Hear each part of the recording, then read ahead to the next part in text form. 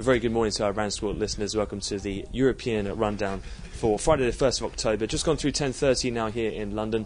And a quick check round the markets where the Asian session was predominantly buoyed by the beat in expectations, as was rumoured yesterday in the Chinese manufacturing PMI. The Shanghai Composite was closed today for a Chinese market holiday. However, the Nikkei did finish up around 0.4% for the session. Moving over to Europe then, at the open of the equity markets, they did move quite sharply higher on the back of that Chinese news. However, the eventual European manufacturing PMIs as well as the UK number were a little bit disappointing. Germany was weaker than expected, however France did beat expectations. But overall equities remained marginal positive territory, but again off the best levels. Elsewhere, though, the euro has eked out some very sharp gains. We're up around 100 pips or so and did take an extended pop with stops triggered through option barriers taken out at 137.00. That comes on the back of further aggressive tightening seen in the peripheral spreads.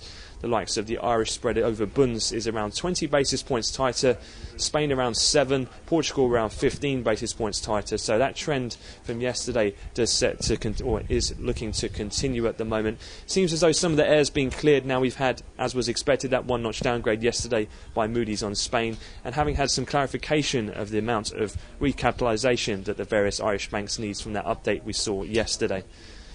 Looking forward then in terms of the rest of the session, quite busy in terms of US economic data. We've got the personal income spending, the PC data all for August. We've got the September final Michigan reports, as well as ISM manufacturing to come from the US, all to come at 3 o'clock London, so that'll be 9 in Chicago.